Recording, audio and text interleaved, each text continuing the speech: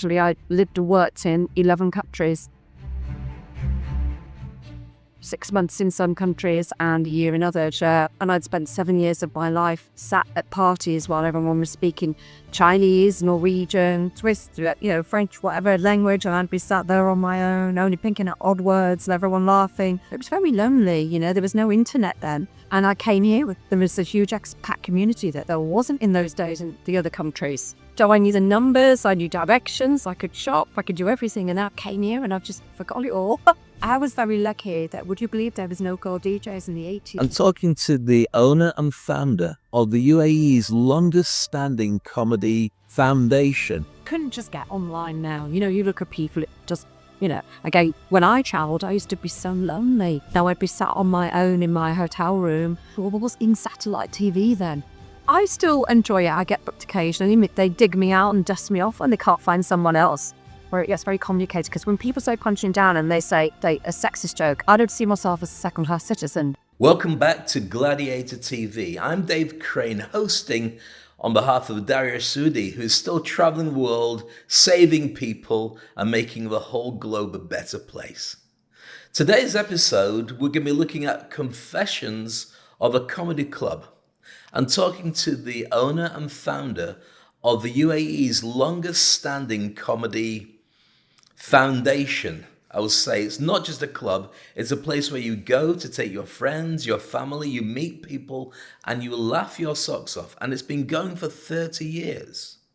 Joining us on today's show to share with us the essence of what makes good comedy, what entertainment is truly all about, and maybe a few confessions, some about me, I hope not, but you'll never find out until you watch a show.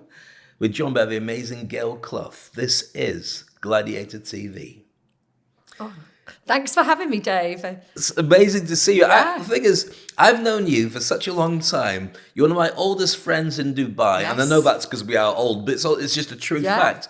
And I was just reminiscing about it before we arrived to do today's podcast.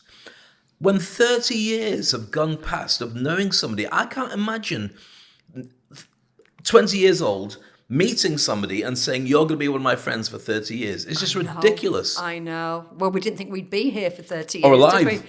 I only came for 3 months. 4-month Keep contract missing for my me. flight. Well, I refused to take a longer contract because I didn't know what I was going to set myself up for. And then it was partly that and partly the fact that I knew I could then negotiate a better price for my DJing job when I first arrived. Because when I first arrived, I was DJ Dave Crane. You were DJ Sherelle, not Yes. Gail Clough. Where's DJ Sherelle? Sherelle, the bimbo from hell. I don't remember that on your I business can run, card. but I can't hide. But we used to meet by accident at the end of doing gigs. I was working in Champions in the Marriott Hotel sports bar, and you were doing lots of corporate events. You were like the darling of the corporate big Yes. events. And we'd meet at the end of the night, just buying toast, buying bread and cheese and hummus and stuff in the Choitram supermarket, which is the only place that was open at the time, at like 3 o'clock in the morning. It was open 24 hours. And we just bumped into each other. How's it going? Yeah, how's it going? And that's when we started to ask questions, and we realised we had a lot of friends in common in the UK. Yes, yes. What was his name? DJ Big Wee Willie, Willie, yes. fantastic. From Blind Dates. That's right, yeah. Another story which we won't mention. But you've got a massive history of being an entertainer before the UAE. Yes. This was the end of my days as a travelling DJ, actually. I lived and worked in 11 countries, 7 years on the road, 6 months in some countries and a year in others, yeah. So this was the end of it, really. And then I got sucked back into the corporate world. So what brought you to Dubai? What made you make a choice after having 11 different countries to play with? Why UAE? I think because everyone spoke English. And I'd spent 7 years of my life sat at parties while everyone was speaking Chinese, Norwegian, which is Swiss, French, whatever language. And I'd be sat there on my own, only picking up odd words and everyone laughing. It was very lonely, there was no internet then. And I came here and there was a huge expat community that there wasn't in those days in the other countries.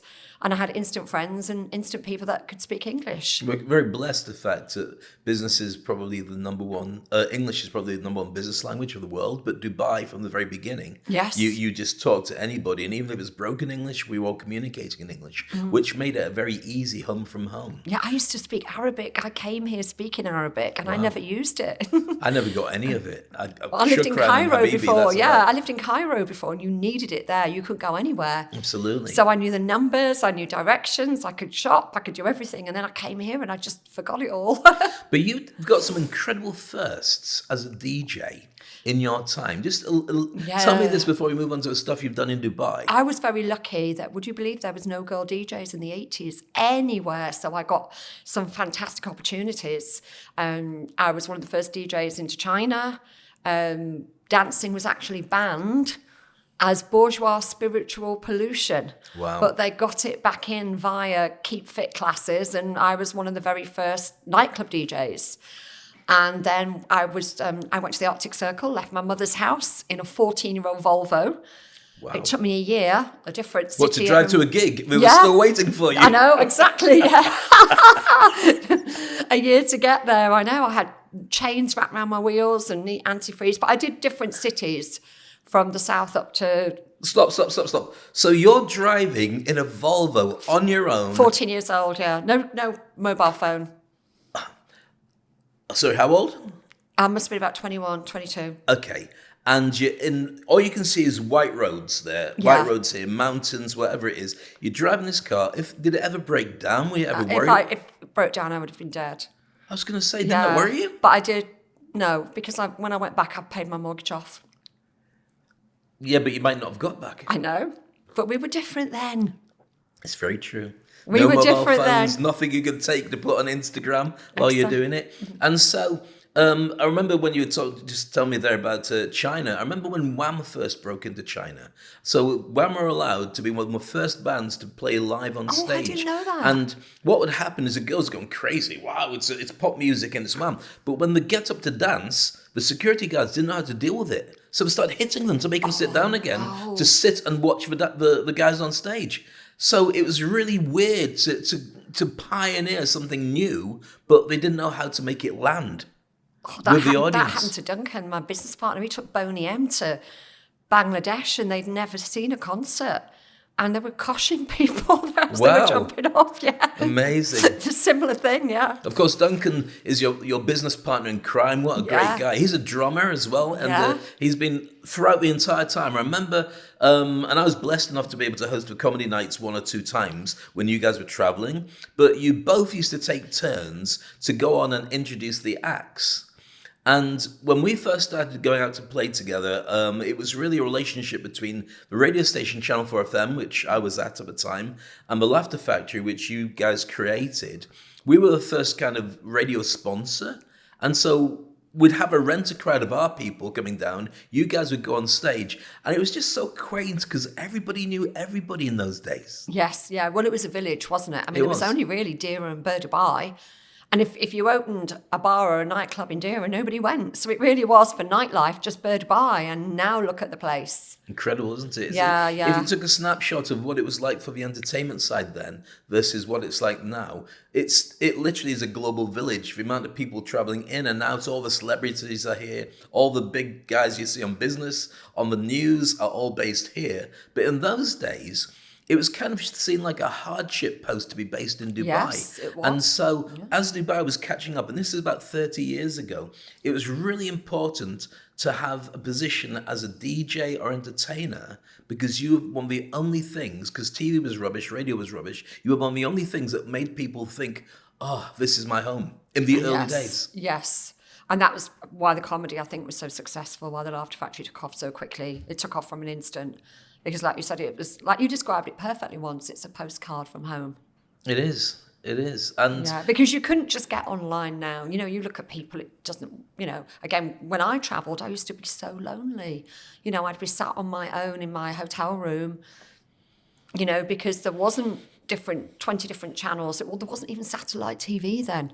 There was books. But That was it. this is the truth about anybody who does overseas entertainment. I've traveled as a DJ many times, as a speaker many times. I'm sure it's one of the things that it hits the speakers when they travel too. For anybody who's in business here, you'll be familiar with this. You literally go into a different country, nobody knows you, you've got a meeting or an event or a something, but unless you're being chaperoned through the entire process from the airport to go back again, you spend long hours watching TV, maybe in a different language and with a book that you've been nursing, and then you've got to go, bing, that's it, on stage. I remember the hotel started showing Crocodile Dundee, and I think I saw that film about 50 times because Right. it followed me to about 5-6 different countries, you know? Wow, it's a good film though, but Yes, not that good. Like, exactly. Nothing's that good, is it? Yeah. So what made you want to go from DJing, which is a job that you just enjoy the party, and you get paid to turn up, make everybody have fun, and then you go home? And I would say it's a young man's job, or a young woman's job, or a young person's job. Because after a while, for me certainly, I just didn't care about wanting to stand there all night entertaining people. I wanted to go home, especially with a family.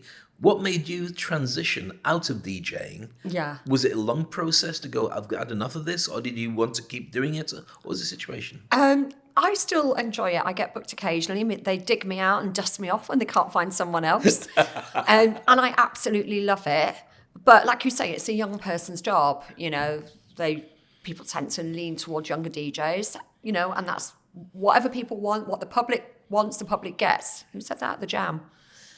Again, showing our age, everyone's going, the "Who's Jam. Who's Yeah, the Jam? Yeah, Paul Weller. And then I just decided that I wanted to try stand-up comedy as a business. I didn't want to be a comic.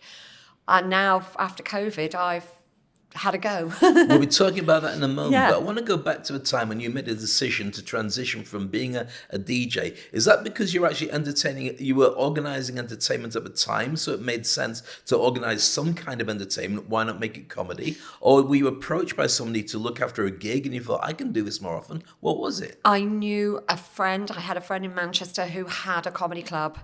So that was the reason why. And, you know, the flights are cheap, you know, well, they were in those days.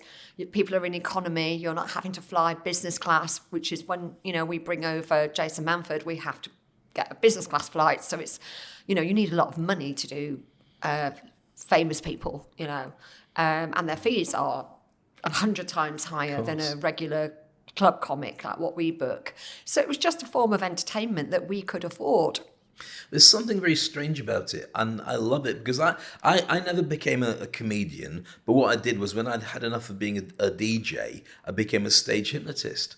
And I think that when you've got a microphone and an audience and maybe a bit of music or some props or whatever you can use, there's a very different relationship you create than when you're playing music. You really are engaging, and you've got to get the Wi-Fi code of the people in front of you, but it's a spoken word. It's what's going on in your head. It's the ability to manipulate and create something in that moment, and it's unique. The same thing will be different next night. And next night, and next night. Yes. There's something about the magic of that that's really exciting. That's what I love. I mean, we do 5 shows and every show is different to the night before. Some of the comics as well do completely different material every night, you know, as well, which I love that because you never get bored.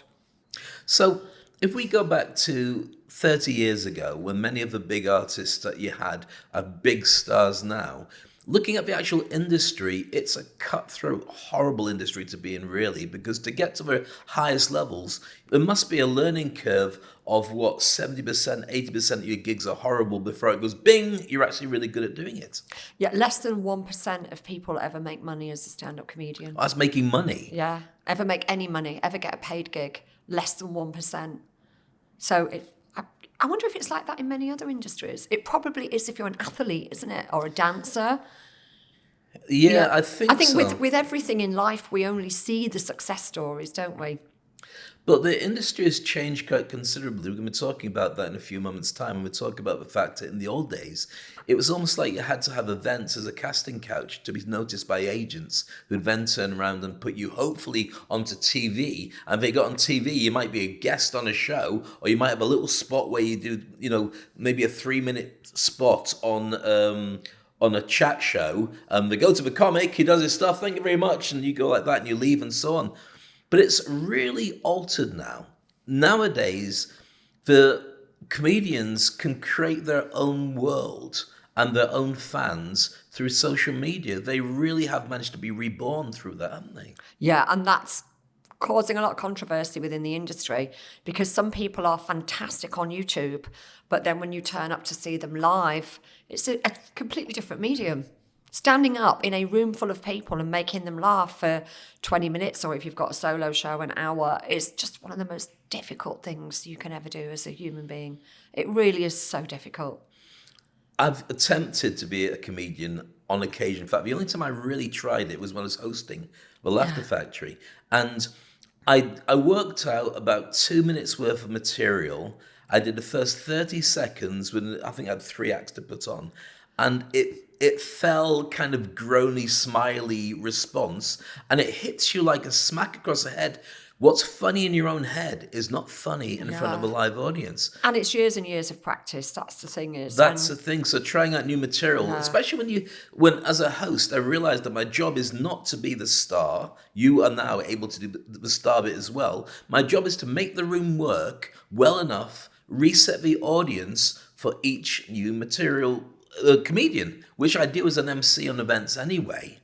But it's very different from when you're doing a comedy show. Unless you are actually a comedian, you shouldn't really be trying to tell jokes. You should be working the audience and bringing on the stars. Yeah, and comedy audiences are brutal as well. They've paid money and they expect a laugh. And if you don't, then they will make you cry. Absolutely. So in the time that you've worked, tell us about the worst case scenarios? I remember years ago with a gentleman who I believe is no longer with us, which is actually really funny because he was in the world of spiritualists and mediums. Do you know that was our second show, and there's actually a character of Phoenix Nights who makes fun of this guy. Yeah. Yes, Derek Okora, he's passed away now. There you go. And he used to talk to dead people. And my mother, she hated my father. She was so glad when he passed. I know that's an awful thing to say, but it's true. And the neighbours were saying, "Your Gail's got Derek Okora. Let's get Cyril back. Let's get Cyril back." And my mum, she said, "It's took me 40 years to get rid of him.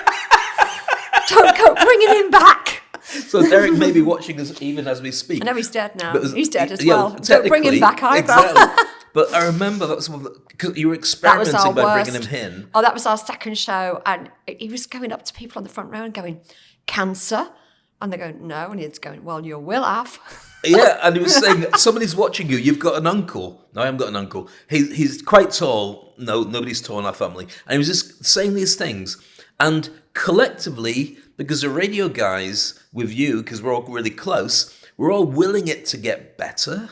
And the audience are going, and it's almost slow hand clap stuff. Now, I don't want to dwell on him, bless him. He's no longer with us and he can't defend himself here. But it must be the case that when you go looking for new talent in the UK to bring them over, you have to really go, your audience might be tough. So are you capable of dealing with that? What's the criteria for choosing a really good set of comics to bring to a place like Dubai? I mean, take them on tour around the region. Yeah, I mean, it's like any industry. When you've been in it 30 years, you just know everybody talks about the people that are really good. You know, it's very easy to sound out the talented people. Like the guy we had the other night, Kelsey. He's going to be a huge star. Everybody knows that. You can see that. Yeah, you can see, yeah. So, but from a point of view of, you must get inundated with people wanting to come here that you've got to say no to. Because Dubai must be, your comedy club, Laughter Factory, must be one of the most desired gigs in the world. Because people know it's a platform, And it's in Dubai, and you're looked after by Gail and Duncan and so on. What's the ratio then of people that apply to join you versus the ones that you actually cherry pick and bring across? Do you know something? We're not bombarded. I'd be lying if I said we are. I think the industry self-regulates. Right. And the people you do get people pitching for jobs, like in every sphere. What I love about comedy, it runs on very little paperwork. It's very much a gentle person's agreement. People don't steal each other's jokes.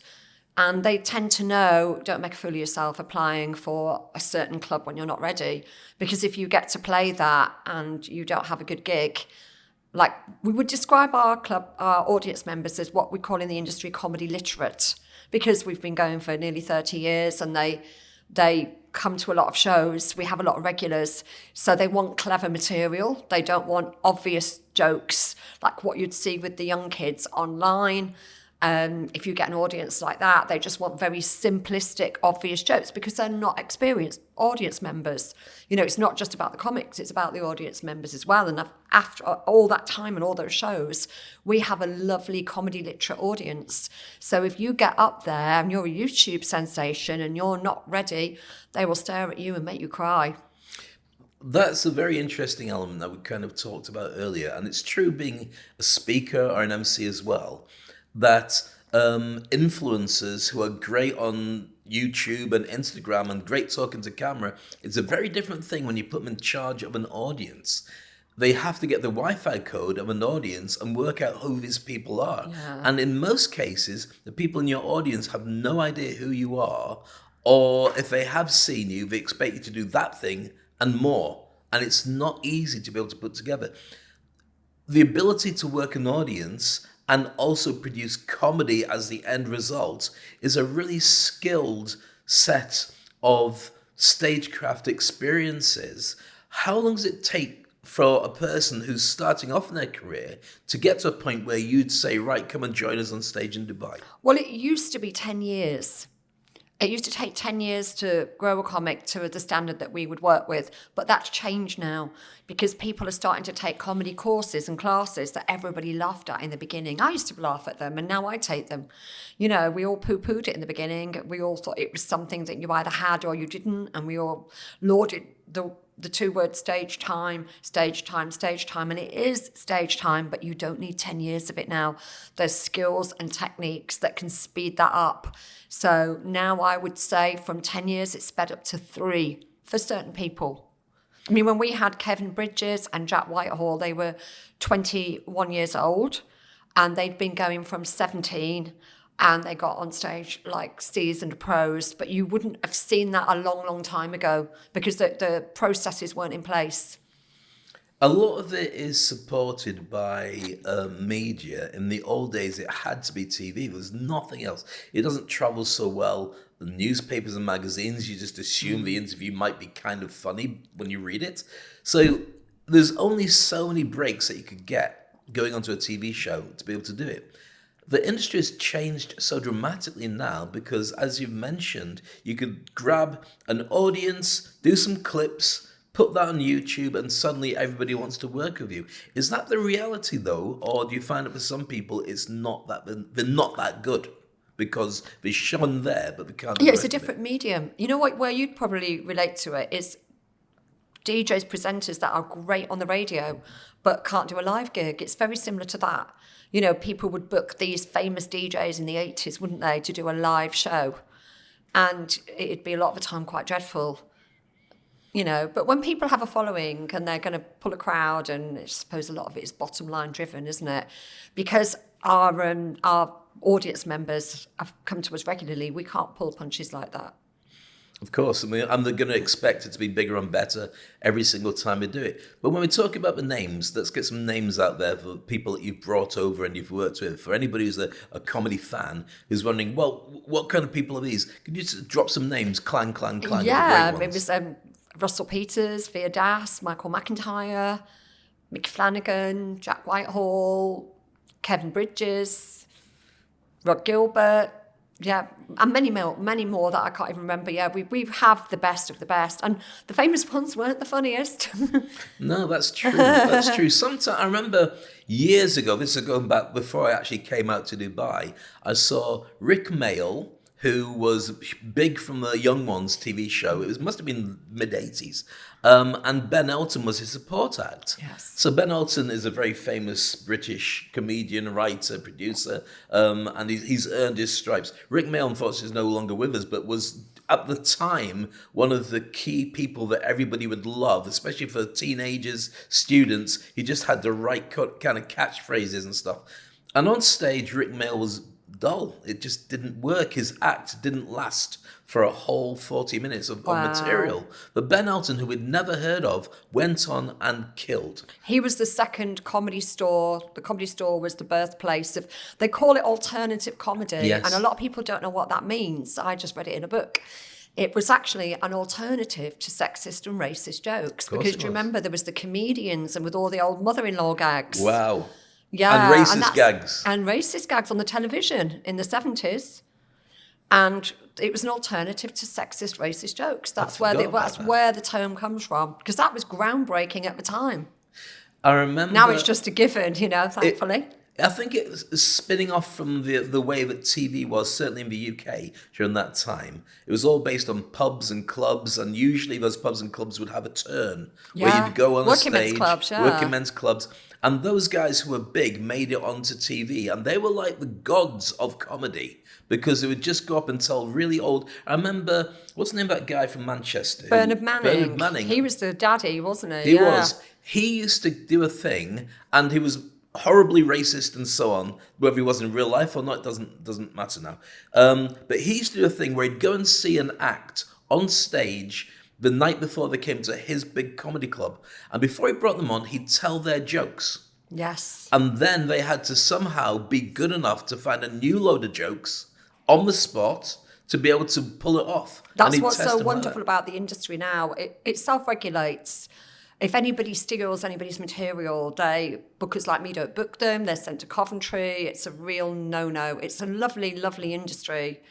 I know it's difficult to break through and it's difficult to get paid work, but once you are there, it is a lovely, lovely camaraderie and people do support each other. It's not cutthroat amongst the comics, but it is cutthroat to get to a paid level. Absolutely.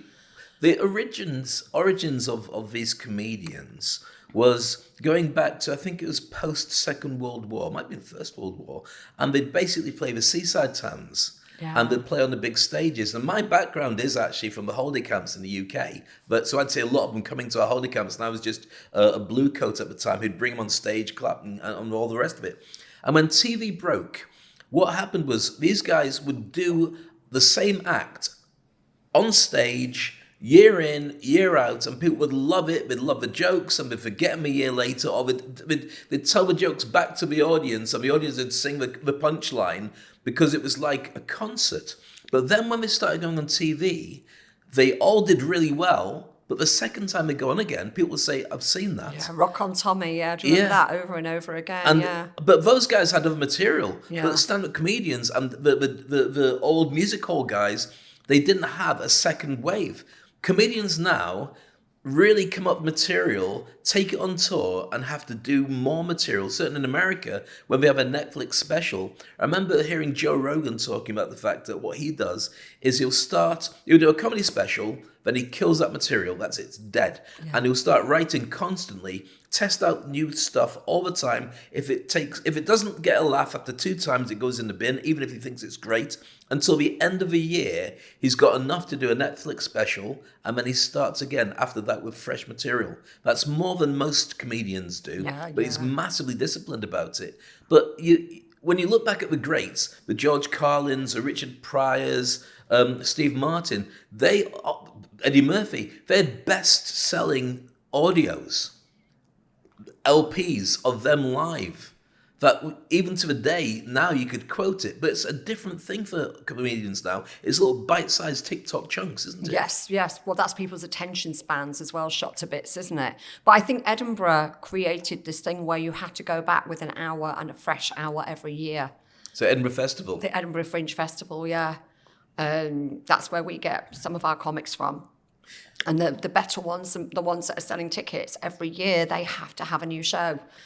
Their audience is more comedy literate than ours. They really are proper die-hard fans. And if you were to give them the same joke, even one joke that you brought the year before, you would just get a bad review. So interesting, because I dabble in social media. And I remember going on a course recently where we were all taught, and there's a long course, I won't mention who ran it, we were all taught the power of pre-validated content. So something that had worked before, take that, give it a little bit of a spin, put it out as yours. And that's what means you go viral, people follow you, and you get the big numbers coming. And coming from an entertainment background, I was repulsed by it. Because if you've created something, like in the comedy world, if you use somebody else's joke on stage, people know it's you. And it's almost like you've just stolen something from somebody else's house and tried to sell it on stage. And that was the mainstream guys. That was what they were doing. Like you said, they would tell the same jokes, because Bernard Manning would be selling the same jokes as Jim Davidson, and he'd be telling the same jokes as somebody else, and it would just be the same jokes. Lost a mother-in-law the other night. What a great game of cards that was. I used to hear that all the time, Yeah. Well, I've got to say that the woman, the comedians that you mentioned there, and I don't think it's fair for me to mention because they're probably based in Dubai, but his jokes were all about chalky and black people and stuff, and he had mainstream TV at the time. Yeah. And I used to suffer so badly at school because people saw it legitimized because it was on TV, it must have been okay. Yeah. And it led to one of the reasons I actually left the UK. I got sick to death of the fact it became mainstream.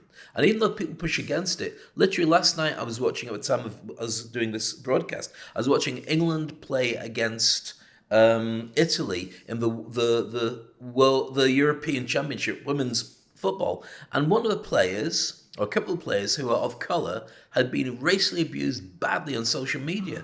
And this is 30 years later. So what we say and what we do, especially when comedians can get a real impact, does have an impact on social graces and what we see as a standard. So comedians are really important. Yeah. But thankfully now I think all of those people are cancelled. I don't even think they're working anymore. Yeah, I know it's they don't come into my ecosystem, thankfully. Yeah, you'd never have them on a stage. It's not and even so on. it's not even a conversation we need to have anymore in the industry, actually. It's thankfully, yeah. So let's dive into what comedy really is. I was trying to work it out on the way to this studio. I thought Gladiator TV, we're talking to business people all around the world who've got lots of different skill sets. What is the essence of comedians? And correct me if I'm wrong, I came up with the idea that it's aha moments that you share with the audience. It's a series of aha moments that you've pre-prepared, and they go, yes, I get that. To get that right, you've got to know the material, you've got to know the audience. The audience has got to know what you're going to talk about, but not where it's going. And that's what you're selling for the 20 minutes or whatever it is on stage. That's what's so lovely about people that watch live stand-up comedy on a regular basis. They see themselves in the jokes. Yes. And I think that's what helps with people's mental health. Because you're laughing at yourself, and it's just such a lovely thing to do when you're having problems, or like when I was queuing up to come up the lift here, I was like thinking of all the daft jokes that comics have told over the years, and it takes the pain away of everyday life. It's very small true. things, the small things that irritate you, finding a parking spot, or all the little things that niggle you. When you've watched comics tell jokes about it, a bit of it, sometimes you remember it and you start laughing at yourself. It's not outwardly, inwardly. And I think it's just the most wonderful thing. It really is. If anybody's ever having a bad time, I always try and get them to the club. I even invite them free. I'm like, please come, because I know you're having an awful time, might have lost their job or had a bereavement or going through a divorce. It will make you better, because there will be something in the show that will make you start laughing at that situation. It's no accident that we talk about the healing power of laughter. I've read many books where it said that people who were terminal cancer patients got themselves a therapy of just regular comedy shows. And what happens is the endorphins that make you laugh bring you up and Yes. they lift you, and the energy is so different. It heals you as you go. When you come back from a comedy night, it's different to anything else. You didn't have to have a drink, you didn't have to dance, you watched it and you just laughed your head Yeah. off with infectious energy. And it's with other people. And my advice to people is always try, if you can, to get into the middle of the club. Right. Because the more people that are close to you and around you laughing, the better. And we always invite pregnant women in the third trimester, because they've done some fantastic studies that all those happy hormones are going through the fetus, and your baby the pops baby. out With a big laughing smile on with a its big face. smile on its face and never ever cries. It tells you about the mother-in-law. So, but that's very true as well about the fact that when you've got a comedy store, it's got to be done a certain way. Because I've seen what it's like to entertain as a stage hypnotist inside a room where the belly laughs become infectious and they resonate. But when you're outside and it goes off into the air, it's harder to build up an atmosphere. Yeah. Because when you're laughing, you can hear other people laughing, but you don't feel other people laughing outside. When Yeah. you're inside a comedy store, that's very different, isn't it? Yes, yes. That's the whole thing. Like, I'm not big on watching it on screens. I have to watch it on screens. And quite funny, I love every aspect of my job apart from throwing people out that disturb the show. Of course, there's a that's the few. only part of the job I really hate. So I'm quite lucky. It only happens a couple of times a year. But I'm not big on watching comedy on a screen. I'd say, yeah, do it rather than not do it. But it's a live medium. Same as music, But just like music, you can never have all the comedy that's in the world. You have to get it on whatever you... I tend to listen to it on Spotify in the car, stuck in traffic. That's when I immerse myself in all these incredible comedians from all around the world. And it just feels like you're having a great conversation with somebody, and you feel the audience laughter as well. And it's really good. When you look at the power of comedy, if you look at a TV show, which we're showing our age now, there's a show called MASH, that was during the 70s and 80s, probably the staple. It was like Friends, previous to Friends, one of the top TV shows. And it was based on the Korean War. Was it Vietnam War? It was Korean War. Oh, yeah. I think it was Vietnam, yeah. Okay. Yeah. But it was based on a small medical center overseas with lots of doctors and surgeons and so on, looking after the new wave of soldiers who'd been injured. And in the UK, there was no canned laughter. It was dry. And so it was like very, very funny humor, but you didn't hear anyone laughing at it, which made you laugh at it more because you got the gag. I remember listening to it, the American version, which had canned laughter all the way through, and feeling like, this isn't the MASH I was enjoying. Right, that's interesting. Very different when you add fake laughter. Yes. A bit like when you do an event and sometimes they put on fake audience applause, which doesn't resonate with the sound of the room at all. You're like, just stop that. If people aren't clapping, they don't clap. Don't fake it. There's something about the way that it gets to you, that you feel the laugh coming through you, that makes you buy into it. So, for instance, Friends is a show that most of the people who are watching this will have heard of in some way, shape or form. When you know the characters and you know the laughs that are coming, you also like the sadness that goes with it because it's a journey, which I think the best comedians now can do better than anybody. Well, it was Friends and Seinfeld that totally changed comedy, because that was the first time people had rooms full of writers. I mean, there's a formula where it's a laugh every so many seconds, Friends and Seinfeld, and then other shows after that, you have to have one laugh every 30 seconds or something. Incredible. Whereas if you watch an old British comedy, say like Porridge or Fools and Horses, it's quite interesting to watch that there's not a laugh and you're okay with it. We're okay with it. Yeah. Well, but when I teach people to do public speaking, one of the things I say to them is don't try and be funny, be warm. Because then when you do have a laugh, it still resonates. People feel the same way with a warm host as we do with a comedian. So, for instance, going back in the day, again, showing our British roots on this, Terry Wogan wasn't a funny guy, but he would say some things that were funny that would make you laugh. But you just liked being in his company because he had a really good way of communication. Yes, he was very dry, wasn't he, Terry Wogan? Now, It was. It was really important. So if we go I'd like to move now onto your comedy. Because I've seen you on stage and you kill it and you introduce all the acts, but I want to see more of you doing your stuff. You run a comedy training school, Yeah. which you bring some of the very best comedians over from the UK to teach.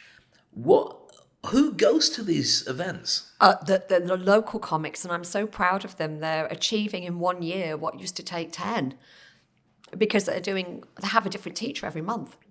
So every month they're learning new tips and tricks. So it's like a university of comedy that you've created. Yeah, it's fantastic. I'm so proud of the students and proud of the people, the comics, for supporting them. And yeah, because we're making more people happy. You know, the more good comedy there is out there, the more people will come to clubs, the higher the standard goes. And, you know, it's just wonderful to be a part of it.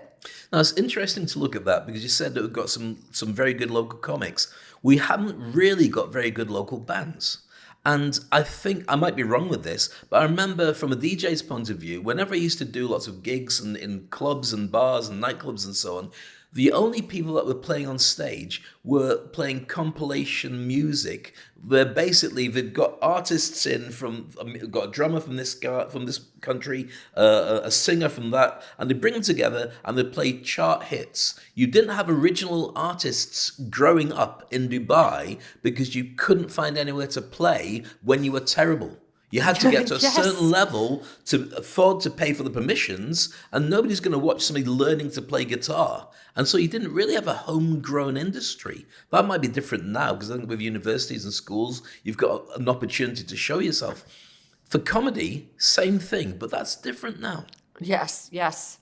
No, there is a really good scene of local acts coming through, and they're learning so quickly because they've got the benefit of a different teacher every month. And the people that, when you're back in the UK, most of the teachers are people that are out of work comics. Right. You know, we've got people that they're here for 10 days, they're doing nothing, they're sat in their hotel, and I'll be like, do you want to host a course? And they'll be like, yeah, okay.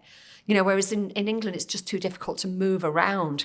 You know, it's like 100 quid to get on the train, you know. So, you know, it's... Everything's a stone's throw, a metro ride in Dubai. Everything's, so it's easy this to is get the there. easiest, cheapest city to move around. It's got to be one of them in the world. So that's where I can really lean into that advantage. The comics are here. They want some extra cash and a little bit of extra cash, and they're happy to host the courses. And what's happening is they're getting tips and tricks from a different teacher, and that teacher is getting the best paid work, other than when you become a huge star, that's in the business. You know, they're doing the top clubs like the Comedy Store and Top Secret, and of course they're doing the Laughter Factory. So you've got people that are top of their game, giving you their tips and tricks, and then the next month you've got somebody else with a whole different take. So the local acts are fast tracking, which is amazing.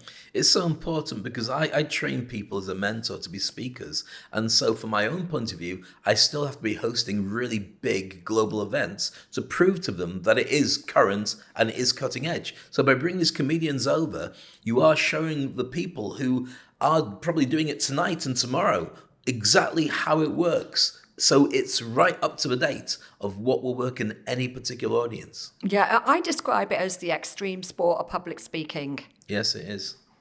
It is. You know, because you are so exposed when you go up there and try and be funny, you know, but we do always make sure that people turn up with at least 5 to 10 minutes of jokes that they've written and they've tried out before the class.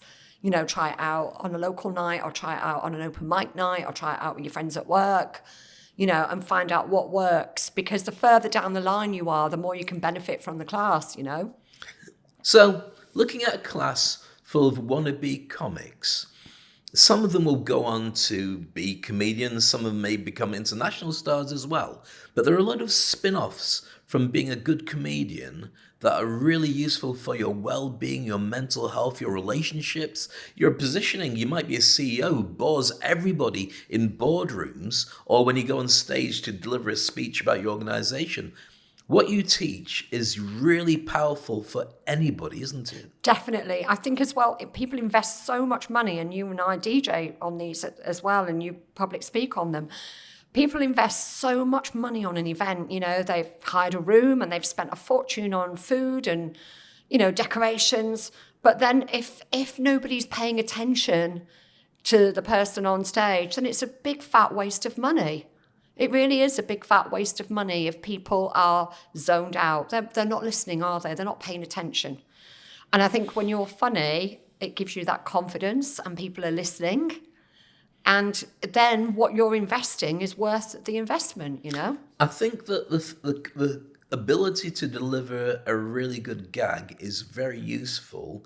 I think also the ability to get the Wi-Fi code of an audience in front of you so you can deliver that gag, even if you don't deliver it, is a really powerful skill to have. Yes. The ability to hold an audience. I mean, I've always trained people to say that when you speak on stage, it's not about your ability to speak. It's about your ability to hold an audience when you're not speaking. It's owning the gaps between it's the confidence words. as well, isn't it? And I think what stand-up does for people, it gives you that inner confidence. I mean, Jimmy Carr is bringing a book out, and he thinks that every child should learn it at school because you're forced to strip down all your insecurities. You know, you go on stage and you talk and make people laugh about the things that are wrong in your life. So it's a bit more like you chasing demons away. I know that was how it was for me. I chased my demons away. And the only thing I think about people learning at school is that I probably wouldn't have had the confidence to do it when I was younger. I was too worried about what people thought about me. That's one of the lovely things about getting older. There's lots of good things about getting older. But when you turn it back to what you just said there, I remember I always grew up as like the only black kid or mixed race kid in white areas in the UK. And subconsciously, there was two ways it could have gone. You either become really good at fighting or really good at making people laugh. Because you're going to stand out and people are going to have their own opinion of you. I made a decision that if I was really good at fighting, I would at some point be beaten by somebody better than me. And at that point, I don't have that anymore. But if you can make people laugh, then you've got the ability to make people warm to you and they don't want to lose that relationship with you. And also it's a really powerful way to own a room. So I think my ability to work people meant that I understood the Wi-Fi code of people I met, and that allowed me to translate it to being an MC of really big events, just based on that laughter, that ability to understand what's going on with people. Yes, yeah. Where is it you're from, Dave? I'm from the northeast, and I'm from a place called Redcar near Middlesbrough in Teesside. Ah, right. Is that are you called a Geordie? No, we're called Smoggies. Geordie's a little bit higher than They're we a are. bit higher up, That's right. up to Newcastle and Sunderland. I'm from the centre of Manchester. Right, there you go. Yeah. Mank. Mank, yeah. Which is fine as well. When you're talking about comedy, though, we're talking about the ability to translate it and to make it work. In entertainment, 1 in 3 people in the events and entertainment industry suffer from mental illness of some description. 1 in 4 in normal industries suffer it. Do you think that the ability to carve jokes, even if you don't share them with people, but you've got this dialogue going on all the time, allows you to ground yourself better than you would do if you didn't have that way to Yeah, release it? definitely. I think one of the sad things, and I do bring it up with the comics, that a lot of the top professional comics, they see it as a bit beneath them to laugh at other comics. Right. They sit and analyse the jokes. And I think that really is a shame because that's the trade-off. You know, imagine being in that industry and stopping yourself from laughing. But a lot of the comics do. They go, oh, I'm analysing the joke. And that's kind of missing the point of how it affects I'm like, you as well. please don't get like that. But when you look Please at don't do that at my show because they sit there at the back, stand at the back and they're Stroking nodding their chins. head and stroking their chin. And I'm like, you're an atmosphere vacuum in my club. yeah, and you're not If killing you're it, you're sat killing us. next to somebody who isn't laughing, you will find that you will stop laughing. That is true. You do Yeah. resonate with the people next to you. If and somebody sat next to you is not laughing, you won't laugh. it's a passion killer. If somebody's angry or they have an argument, Yeah. suddenly it snaps you out of that trance state of enjoying the comedy. Because when you're in that trance state of enjoying a movie or comedy or sports, time passes differently because you're Yeah. not focused on anything else. As a hypnotist, I'm very aware about the best way to be able to create that. You create a trance state. So when people are in that club, they'll laugh at stuff, even if it's offensive. Somehow it still gets through their radar because subconsciously they're open to whatever's going to bounce about. And it's important to get that to work. I think that for many people, it's going to be an interesting, I say a decade, things move so quickly. In the UK, there's fewer and fewer TV shows being made with comedians hosting them now. They're looking at doing a comedy show that's like Saturday Night Live. So for the 80s and 90s, the major Hollywood stars were people like Eddie Murphy or Adam Sandler, or even when you go to Ghostbusters, you'd have a number of comedians. Saturday Night Live provided the late night comics, it provided the TV stars, and they didn't actually do anything else apart from work all year round on being on Saturday Night Live. That's never happened in the UK. But we're looking at investing in it because that kind of show where you go live to an audience, live to TV at that time, might be something that works, which it couldn't do before. Yeah. Well, it is what's happened with the UK comedy as well. They've had a lot of diversity imposed on the industry, which is what it needed, because people needed role models. Women needed other women to look at. And, people from ethnic backgrounds needed to see other people from ethnic backgrounds. True. But that is a slow process. It's taking time for the people to get good, basically. You do still need that stage time. So it's in a process of change. And a lot of people are complaining, particularly middle-aged white men are complaining that comedy's not as good. But you've got to give it time. You have to give it time. But a knock-on effect of what you've just mentioned there is the way that people approach what they say is woke. Now, woke is a word that's been changed. Woke basically meant the world's waking up to the fact that people of colour, women and so on, are just as valid as everybody else. Yeah. But it became used as and weaponized. Yes. So it meant that it was going to massive left-wing attitudes that you've got to make everyone feel guilty and terrible and you're ruining the fun. That's one of the major reasons that nobody makes comedy movies anymore. During the 80s, 90s, and noughties, you'd have everything from 40-Year-Old Virgin to Anchorman being made. But if they've got a joke that offends people, and let's face it, the build-up towards it is something, you could have the studio cancelled, you could have a comedian gets cancelled, the movie bombs badly, so nobody touches it. Rom-coms and just funny comedy shows don't get made anymore. No.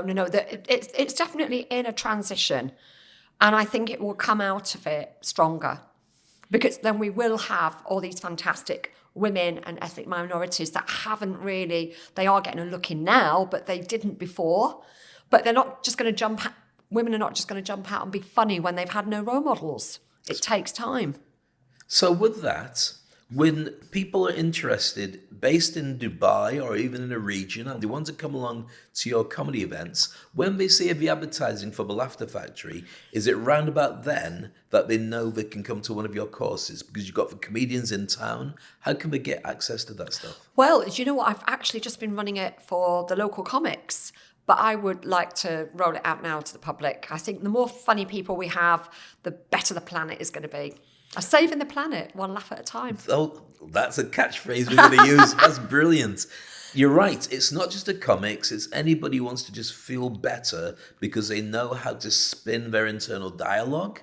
They know how to get on with people better. And sometimes the news, fake news or otherwise, can be really depressing. If you can find a gag internally that makes you smile about it, and it doesn't hurt you quite so much, that can change your perspectives on life. That's what Jimmy Carr said. He said he feels sorry for people that get offended. He says, I don't get angry with them or upset. He said, I feel sorry for them. Ricky Gervais says the same thing. Yeah. When he gets him and Dave, what's he called? Dave Chappelle. Because they're just missing out. They're missing out on happiness. And also being able to laugh at something takes some of the pain away. But is there a line? Is there a line that you would say you shouldn't make a joke about that? Or do you think all gags are funny and should be said? For me, I've got a very dark sense of humour. But everybody's different. It's unique. I think everybody's sense of humour is as unique as their fingerprint. For me, I don't have a line, but I'm guessing a lot of other people do.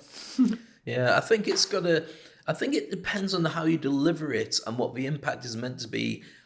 I don't like punching down on people. Well, yes. I think if you can support them and do it in a way that reflects back on you as bad, because you're talking about a subject and bringing it into the normal conversation, that's the way I would approach it. I think that works to make it a conversation that people could have. But here's where it gets complicated, where it gets very complicated, because when people say punching down and they say, say a sexist joke, I don't see myself as a second-class citizen. So you can't punch down on me because I'm not down. No, does that make sense? It does make sense, but you've also got the ability to come back. That's again a very controversial subject, isn't it? You know, not everybody would agree with me. You know, some people say women have had a really bad time in the workplace. I've always been quite privileged. I was the only female DJ when went around the world first class. So I suppose I'm not typical, or my life wasn't typical. So maybe I don't understand punching down. So punching down, just to explain it, is the idea that because you're in a privileged position and you are doing well in what you do, you look at somebody who's not doing well and you other them. You make them seem like they're less than you by making jokes about them when you know that they can't defend themselves properly. Right. And for an audience, that sometimes is funny, but like also cowardice. guilty. Yeah, but it can be done really well, and it can be guilt-ridden, and it can be... Sometimes it's worked really well. So, for instance, Dave Chappelle and Ricky Gervais will talk about a subject that makes you cringe, but it actually, because you've smiled and laughed about it, you're more open to those people that maybe you'd not thought about before because you defended and you want to be making sure they're okay. There's a kind of nurturing that goes through it, but not everybody does it like that. Yeah, they're very clever, aren't they? That's why we're at the top of the food chain. Yeah. If somebody wants to come along and start a career in comedy or speaking, what would be your advice? I've been in the industry now for 50 years. Ridiculous. From when I was a little kid taking part in shows. You've been an entertainer for a very long time as well. What would you say is the angle, looking at the social media, the comedy nights, the audiences? Do you become an influencer plus comedian? What are the skill sets that you would say are the ones you take to market and you can earn from now? I would say the first thing to do is write down jokes and find out if those jokes are funny. I would think of things in your life that are unique, specific to you. Like, for example, I'm 60 and single and, that's never been married. I write jokes about that. That's unique to me. Very funny jokes. But do you laugh at them as well? Because I've worked in the industry for so long, I probably have a bit of an advantage, because I've been watching live comedy for 30 years. So, I do have a bit of an unfair advantage. But I'd say people work out really what is unique to you and try and make that funny. Keep writing notes, writing. You need to be writing really an hour every day. Wow. And you just write, it was actually Seinfeld said that. You need to be writing an hour every day. It doesn't matter what you write. It doesn't need to be funny. But if you keep writing for an hour every day, it'll start to get funny. And then you have that first 5 minutes. And then when you've got that 5 minutes, you take it out on what we call the open mic spot. It's a very long, drawn-out process. And you can jump up the process a little bit by utilizing social media to test to see whether people like your material or not and start to follow you or not. Because we've already established 1% make money from the gigs.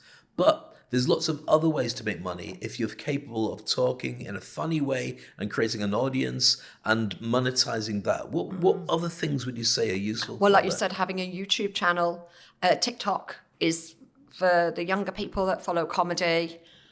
There's a girl that we've kind of been mentoring, and Sanya Abbas, and she's about to do her first Edinburgh show. She's going to be a colossal star. And we're so proud of her because I always thought life in Dubai is really nice. There's not a lot of hardship here. Comedy comes from pain and hardship. Dubai will never produce a great comic, and it has. And I'm so happy to be proved wrong. That's amazing. Look forward to she's going to be a colossal star. Brilliant. She's doing Edinburgh this year. All the big agents and managers are chasing her. Her stand-up is flawless. It's woke. She's clever. She's funny. And she has a fantastic social media presence. How long did it take from start to finish for Sanya to get to that position? I was there on her first night, and I fell across the club to see her. I said, you have to carry on being a stand-up. How long ago? I would say about 3 years ago now. Right. And then I sort of didn't see her for a while. And then she popped back up again. I'm like, you must be a stand-up. You're so talented. And she has really knuckled down and worked on her craft. And she's done all the courses. And she's paid the extra money and had private classes really carried on with it, and it's worked for her because now she will be a huge star. She could get up at any arena, any theatre, and more than hold her own. Fantastic. What have you got coming up next, and how can people find out about the gigs and work with you? Yes, we're on Instagram, The Laughter Factory, Facebook, The Laughter Factory Middle East, and our website, thelaughterfactory.com. And we've got a half Russian, half Ukrainian guy headlining our August tour. Wow. Yeah, so that will be fun. I've seen him several times and he's excellent. I can't imagine what he's going to talk about, but I guarantee it's going to be good. Yes. He's very funny. Talk about going to a dark place. Well, there you go. Yeah, as we say in the industry, buckle up. Definitely. This has been such a pleasure to talk to you, because you and I have been friends forever, but we don't often talk about the industry. We just talk about the gossip about the industry. But to spend some quality time dissecting it and seeing what makes people tick, it's been fascinating. Thank you so much. Yeah, no, thanks for having me. Brilliant. So make sure you follow Gail and the Laughter Factory on social. And if you can, get yourself down there to the gigs. I promise you, it will change your life and you'll be addicted like we've been for the last 30 years. You've been watching Gladiator TV. Dariush will be back, if you're missing him, in an episode very soon. Meanwhile, I'd love to know your thoughts and comments and who you'd like to have on the show. And if you've got some questions you'd like to share, we'll be sharing with all our guests, so they can reply to your thoughts about comedy, about inspiring others, and about finding a way to get you to where you need to be. We look forward to catching up with you on another episode. Make sure you stick around for that. This is Gladiator TV. Thank you.